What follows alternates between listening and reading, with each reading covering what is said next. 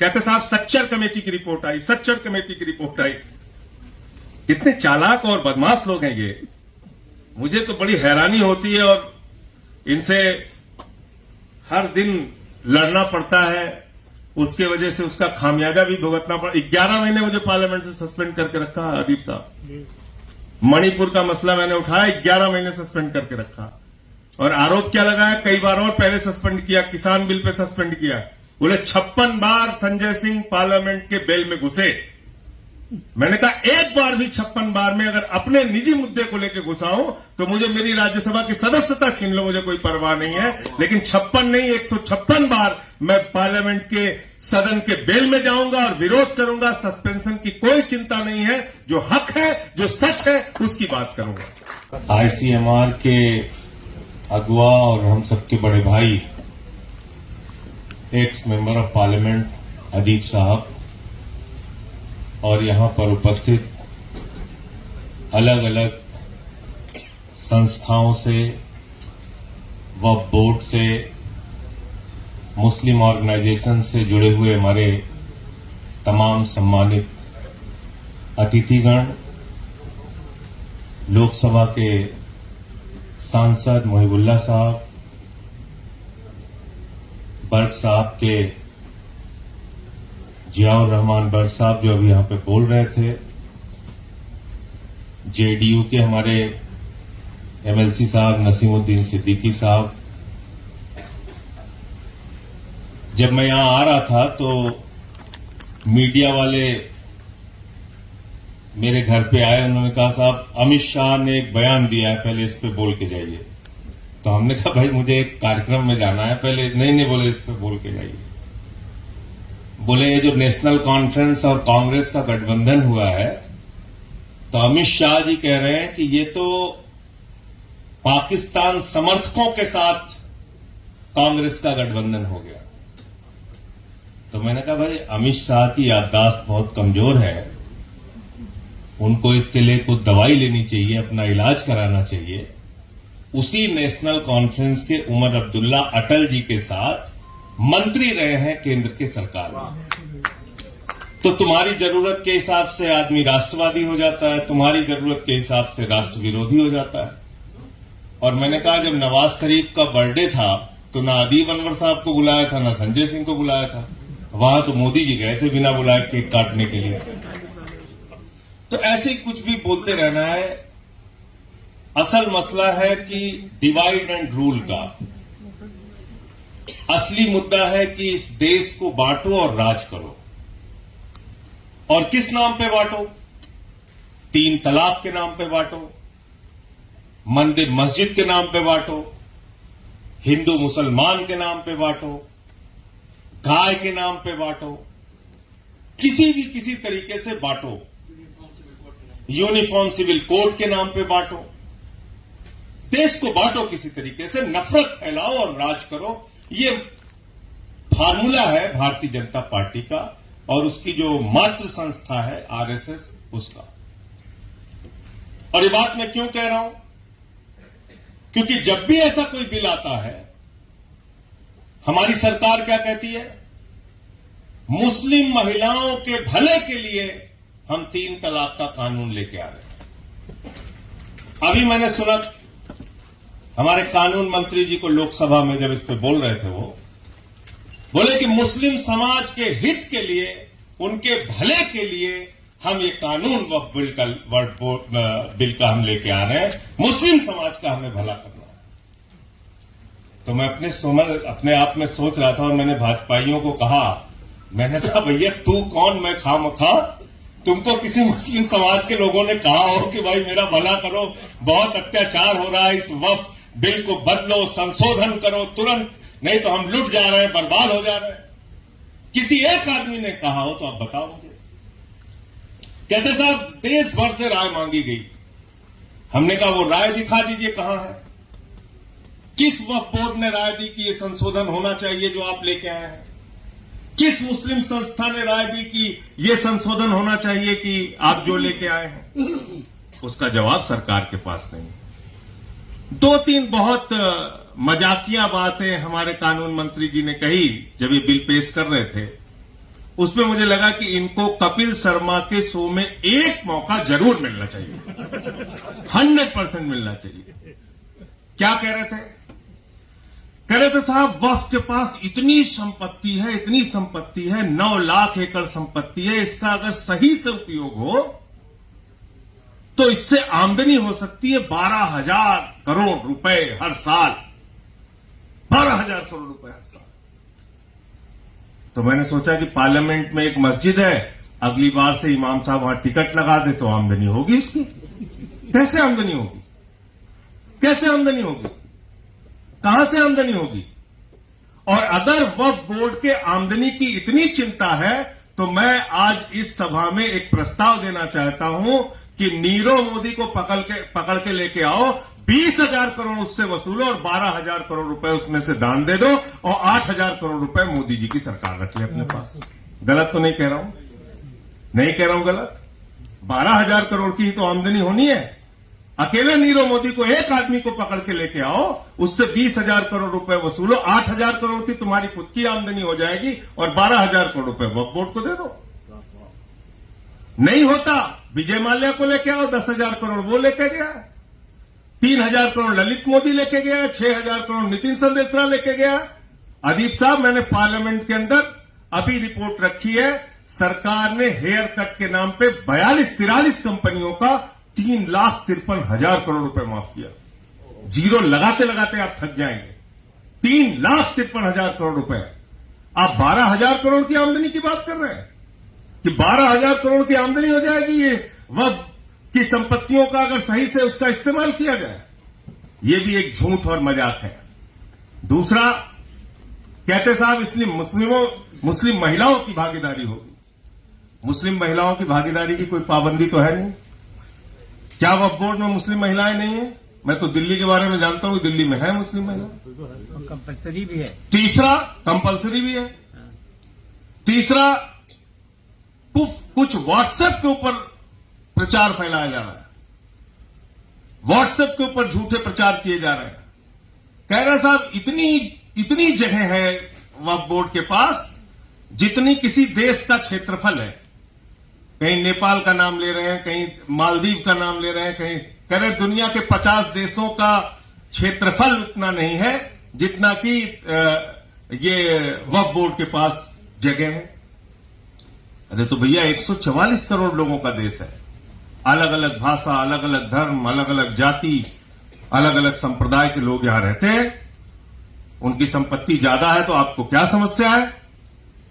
उनके पास अगर संपत्ति ज्यादा है और उनके पुरखों ने दान किया है तो इसमें आपको क्या समस्या है? और आप ऐसी ऐसी चीजें लेके आ रहे हैं जिससे आपका कोई लेना देना नहीं है। मैंने एक नहीं अनेक, और मैं चाहूंगा कि आप लोगों के सामने पढ़ के सुनाऊं, कितने सारे मामले हैं।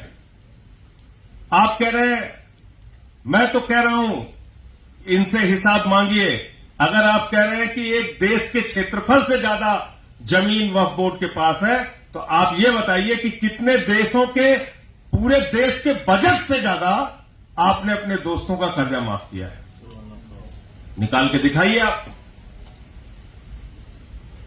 तो ये है कुछ फैसले जो बहुत महत्वपूर्ण है। 1954 में सिरूर मठ का मामला, 2014 में चिदम्बरम नटराज मंदिर का मामला, 2020 में पद्मनाभ स्वामी मंदिर का मामला, 2002 में अद्यथ्यान बनाम त्रावणकोर देवस्थम बोर्ड का मामला, 2019 में श्री जगन्नाथ मंदिर पुरी प्रबंधन का मामला, 2015 में राजस्थान धार्मिक न्यास बोर्ड का मामला, 2015 में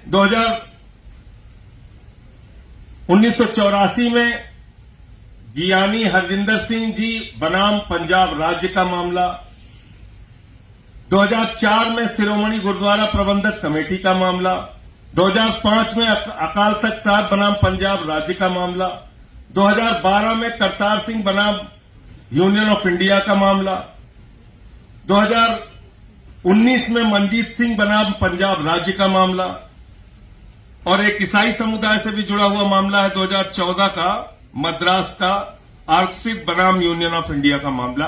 ये मैंने कुछ मामले देखे हैं जिसमें साफ तौर पे सुप्रीम कोर्ट ने कहा है कि भारत का संविधान जो बाबा साहब डॉक्टर भीमराव अंबेडकर जी ने लिखा, उस भारत के संविधान की धारा 26 में कहा गया है इस देश में लोगों को धार्मिक स्वतंत्रता है, धार्मिक आजादी है, अपने मंदिर, मस्जिद, गुरुद्वारा, चर्च और सारे धार्मिक संस्थाओं के प्रबंधन को उनके ही धर्म के लोग करेंगे, ये संविधान में लिखा हुआ है। तो ये बिल भारत के संविधान के खिलाफ है, और भारत के संविधान के खिलाफ अगर कोई बिल है तो अकेले मुसलमान उसका विरोध नहीं करेगा, 144 करोड़ हिंदुस्तानियों को उसका विरोध करना चाहिए, सिर्फ मुसलमान को उसका विरोध करना चाहिए। मेरा सवाल ये है, और ये एक शुरुआत है, ये एक शुरुआत है, याद रखिएगा। अगला नंबर गुरुद्वारा कमेटी की जमीनों को कब्जा किया जाएगा, उसके बाद चर्च की कमेटियों का नंबर आएगा, उनकी भी जमीनों का कब्जा किया जाएगा। और किसी भी गफलत में हम लोगों को नहीं रहना चाहिए। मैं अपने हिंदू भाइयों से भी कहना चाहता हूं, ये अग्रवाल धर्मशाला से लेकर और मंदिरों के लिए जो बड़े बड़े जमीन और मंदिरों के लिए जगह आपने दान किया है, इन जमीनों को भी कब्जा किया जाएगा। जो अगला नंबर आपका है वाली बात नसीमुद्दीन साहब ने कही, सबका नंबर आएगा, क्योंकि मकसद है जमीनों को कब्जा करके अपने दोस्तों को देना। और अभी हम लोगों ने देखा अयोध्या में 13,000 एकड़ जमीन, सेना की जमीन उठा के अडानी को दे दी गई। 13,000 एकड़ जमीन सेना की उठा के अडानी को दे दी। तो इसलिए हम लोगों को सबको मिलकर इस बिल का विरोध करना होगा। और मैं अदीब साहब को कहूंगा, इसका दायरा हमको और बढ़ाने की जरूरत है। गुरुद्वारा कमेटियों से चल के मुलाकात करते हैं, गुरुद्वारा कमेटियों से चल के मुलाकात करते हैं, चर्च की कमेटियों से चल के मुलाकात करते हैं, जैन धर्म की कमेटियों से चल के मुलाकात करते हैं, बौद्ध धर्म की कमेटियों से चल के मुलाकात करते हैं। याद रखिएगा, आदिवासियों की जमीन पे बराबर कब्जा होता रहता है, उनके मन में भी एक विरोध है, प्रतिरोध है, उनसे चल के बात करते हैं। दलितों की जमीनों पे कब्जा होता रहता है, उनसे चल के बात करते हैं। ये आपकी संपत्ति पर कब्जे का मामला है, और इस पे सबको सामूहिक रूप से एक साथ लाने का प्रयास हम लोगों को करना चाहिए। और बड़े दिल की बातें की जा रही हैं, अरे भाई इसमें गैर मुस्लिम हो गया तो आपको क्या प्रॉब्लम है। हमने कहा भाई एक चीज आप बताइए, आजादी के 75 साल के बाद भी किसी दलित को मंदिर में प्रवेश करने पर उसको पीटा जाता है, मारा जाता है। आजादी के 75 साल के बाद भी एक दलित अपने गांव में घोड़ी पर बैठता है तो उसको पीटा जाता है, मारा जाता है। आजादी के 75 साल के बाद भी धार्मिक परंपराओं का पालन दलित समाज के लोग, आदिवासी समाज के लोग उस रूप से नहीं कर सकते जिस रूप से हिंदू धर्म में प्रचलित है। और आप हमें ज्ञान दे रहे हैं कि इसमें गैर मुस्लिम हो गया तो क्या प्रॉब्लम है आपको। जिस धर्म के मंदिर के ट्रस्ट की, मस्जिद के ट्रस्ट के कमेटियां जिस धर्म की हैं, उसमें उसी धर्म के लोगों का रहना आवश्यक है, और ये हमारे देश का संविधान कहता है। इसलिए इसमें कोई दूसरी बात होनी ही नहीं चाहिए। उदाहरण भी दिया, मैं वो भी बता देता हूं। कई ऐसे इस देश के अंदर कई ऐसे राज्य हैं जहां पे कि फैसला आ चुका है इस बारे में, जिसका जिक्र अभी शायद जफर साहब ने किया। उत्तर प्रदेश, केरल, कर्नाटक, तमिलनाडु ऐसे कानून हैं जो हिंदू धार्मिक संपत्तियों का प्रबंधन करने वाले का हिंदू धर्म का पालन करना अनिवार्य है। ये साफ तौर पे इनके स्टेट के अंदर बने हुए कानून है। उड़ीसा में भी ऐसे कानून है। तो आप और एक बात कहते साहब सच्चर कमेटी की रिपोर्ट आई, सच्चर कमेटी की रिपोर्ट आई। कितने चालाक और बदमाश लोग हैं ये, मुझे तो बड़ी हैरानी होती है। और इनसे हर दिन लड़ना पड़ता है, उसके वजह से उसका खामियाजा भी भुगतना पड़ा। 11 महीने मुझे पार्लियामेंट से सस्पेंड करके रखा अदीब साहब। मणिपुर का मसला मैंने उठाया, 11 महीने सस्पेंड करके रखा। और आरोप क्या लगाया, कई बार और पहले सस्पेंड किया, किसान बिल पे सस्पेंड किया। बोले 56 बार संजय सिंह पार्लियामेंट के बेल में घुसे, मैंने कहा एक बार भी 56 बार में अगर अपने निजी मुद्दे को लेकर घुसाऊं तो मुझे मेरी राज्यसभा की सदस्यता छीन लो, मुझे कोई परवाह नहीं है। लेकिन 56 नहीं 156 बार मैं पार्लियामेंट के सदन के बेल में जाऊंगा और विरोध करूंगा। सस्पेंशन की कोई चिंता नहीं है। जो हक है, जो सच है, उसकी बात करूंगा। तो अब आप सच्चर कमेटी की रिपोर्ट की हकीकत थोड़ा सा बताऊंगा आपको। अब ये सच्चर कमेटी की रिपोर्ट, इसमें सेलेक्टिव तरीके से वो निकाल दिया कि साहब 12,000 करोड़ की आमदनी हो सकती है और ये हो सकती है, और ये सच्चर कमेटी की रिपोर्ट है। इसका पेज नंबर 222, इसमें क्या लिखा हुआ है? इसमें लिखा हुआ है कि सरकार ने वक्फ की संपत्तियों पे किन किन राज्यों में कब्जा कर रखा है। किसने? सरकार ने। सरकार में कौन बैठा है? कहीं मोदी जी बैठे हैं, कहीं योगी जी बैठे हैं, कहीं कोई सरकार है, कहीं कोई सरकार है। ये मत कहिएगा कि मैं अपने आप को बचा रहा हूं, इसलिए शुरुआत दिल्ली से कर रहा हूं। 316 संपत्तियां हैं दिल्ली में जिसपे सरकार का कब्जा है। राजस्थान में 60 संपत्तियां हैं, कर्नाटक में 42 संपत्तियां हैं, मध्य प्रदेश में 53 संपत्तियां हैं, उत्तर प्रदेश में 60 संपत्तियां हैं, उड़ीसा में 53 संपत्तियां हैं। ये सच्चर कमेटी की रिपोर्ट में दिया हुआ है कि इन संपत्तियों पर, वक्फ की संपत्तियों पर कब्जा है, सरकार का कब्जा है। मैं आज स्वागत करूंगा ऐसे बिल का और अपने सभी इंडिया गठबंधन और एनडीए के लोगों को भी कहूंगा, अगर मुसलमानों का भला करना है, इन संपत्तियों को खाली कराने का कानून कल पार्लियामेंट का विशेष सत्र बुला के लाओ, हम उसका समर्थन करेंगे, सारे लोग समर्थन करेंगे। इस पे बात नहीं करते आप। ये सच्चर कमेटी की रिपोर्ट में लिखा है, इस पे आप बात नहीं करते। हम अगर दिल्ली सरकार की ओर से कार्रवाई करना चाहें, कहते हैं जमीन नहीं है, आपके पास तो लैंड है नहीं, आप तो इसमें बोल नहीं सकते कुछ। तो किसकी जिम्मेदारी है? केंद्र की जिम्मेदारी है, एलजी की जिम्मेदारी है। जहां जहां सरकारी कब्जा है हटाइए आप उसको। किसने आपको रोका? इसके अलावा आपने ऐसे ऐसे अमेंडमेंट किए हैं जिसको सुन के भी हंसी आती है। कह रहे हैं साहब, पहले लिखा था कि वक्फ जो है वो कोई भी कर सकता है, किसी भी धर्म के मानने वाले। अब आप कहते हैं कि वक्फ वो कर सकता है जो 5 साल का प्रैक्टिसिंग मुस्लिम हो। मतलब 5 साल तक वो मुस्लिम धर्म का पालन करने वाला हो, तब वो वक्फ कर सकता है। आप मुझे बताइए कि क्या नरेंद्र मोदी जी मुसलमानों के घर में सीसीटीवी का कैमरा लगाएंगे? कैसे वो पता करेंगे कि ये प्रैक्टिसिंग मुस्लिम है या नहीं है? ये 5 वक्त की नमाज पढ़ेगा तब इसको मुसलमान माना जाएगा, या सिर्फ कलमा पढ़ लेगा तो मुसलमान माना जाएगा, या सिर्फ जुम्मे की नमाज पढ़ेगा तो मुसलमान माना जाएगा? कैसे आप तय करेंगे? कैसे कैसे बेवकूफी के बातें आपने इसमें लिख दी कानून के अंदर। इसको दुनिया में कहीं पढ़ा जाएगा, सुप्रीम कोर्ट, हाई कोर्ट, कहीं भी दुनिया में पढ़ा जाएगा, लोग आपके ऊपर हंसेंगे। अरे कोई हिंदू धर्म में पैदा होता है, इस्लाम में पैदा होता है, सिख धर्म में पैदा होता है, ईसाई धर्म में पैदा होता है। बहुत सारे ऐसे भी लोग होते हैं जो हो सकता है मंदिर मस्जिद में पूजा अर्चना करने नहीं जाते, लेकिन दान करते हैं। आप कहेंगे साहब दान नहीं कर सकते, आपका तो हम चेक करेंगे 5 साल तक आपने नमाज पढ़ी है कि नहीं पढ़ी है। ये क्या बातें हैं? किस तरह की चीजें आपने इसमें लिखी हैं?